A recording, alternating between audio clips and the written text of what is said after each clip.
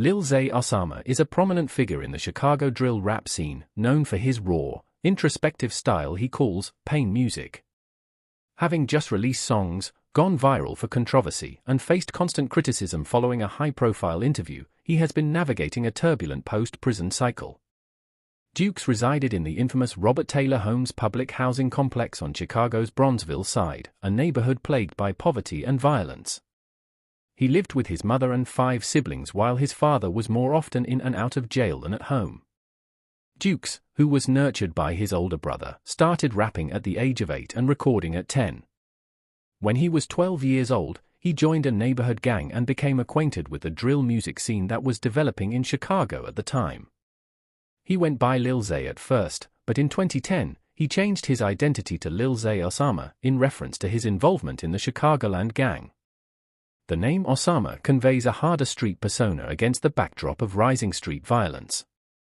He was shot in the chest during a gang fight in 2015 when he was 15 years old, which was a routine occurrence during Chicago's drill wars, where factions often engaged in violence. As he recovered in the hospital, authorities found a gun connected to him and arrested him on gun possession charges. That incident demonstrated both his first significant run-in with the law and the degree to which his early involvement in gang activities was drawing him into a dangerous life. He was given a sentence of 5 years in a juvenile detention facility, but it was lowered to 3 years due to his exemplary behavior and rehabilitation efforts. After being released in 2017, Jukes made a comeback to the South Side with a fresh appearance, a new outlook, and a renewed sense of purpose. In 2018, he released 8 new tracks on SoundCloud. His breakthrough occurred in 2019 with Changed Up, which is a song on being unsupported throughout hard times. Because of his viral success, he inked a record deal with Warner Records in August 2019. Hood Bible, his first mixtape, was released as a collection of 14 solo tunes that detailed his life story. His hype was fueled by fan reactions and reaction videos, while the music videos for Rumors and Like a Pimp, with Stunner for Vegas, generated streams. His 2024 EP, The Streets Calling My Name, was praised for its honest and unvarnished lyrics about his struggles and personal development.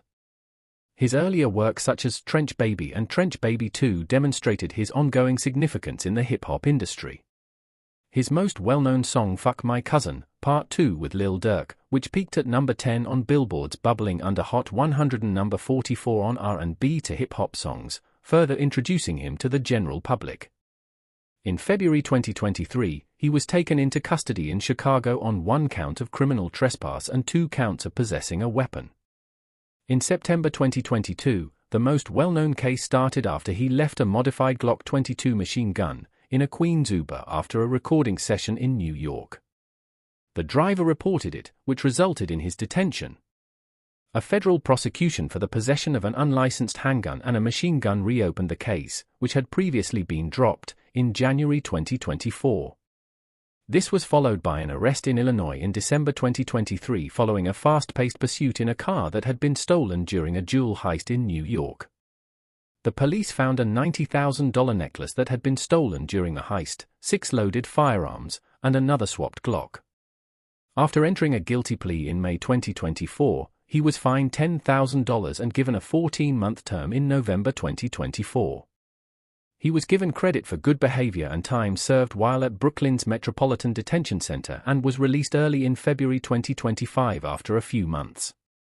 In March 2025, Jukes was charged with organizing an armed robbery for a fictitious music video shoot in Los Angeles, where 2 videographers were injured, robbed of jewelry and equipment, and taken hostage at gunpoint.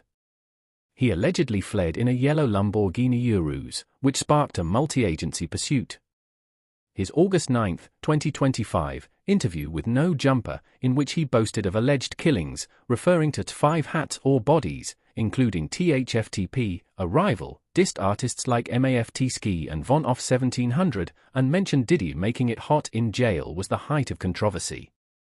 There was a great deal of backlash to the interview, with rivals and supporters calling him a snitch for sharing confidential information publicly. In follow-up videos and Instagram clapbacks, he defended himself and urged rappers not to label bloggers police for disseminating common knowledge. Lil Zay Osama's position as a prominent artist on the Chicago rap scene and beyond has been cemented over the past few years by a combination of court disputes and an increasing number of songs that candidly discusses his life.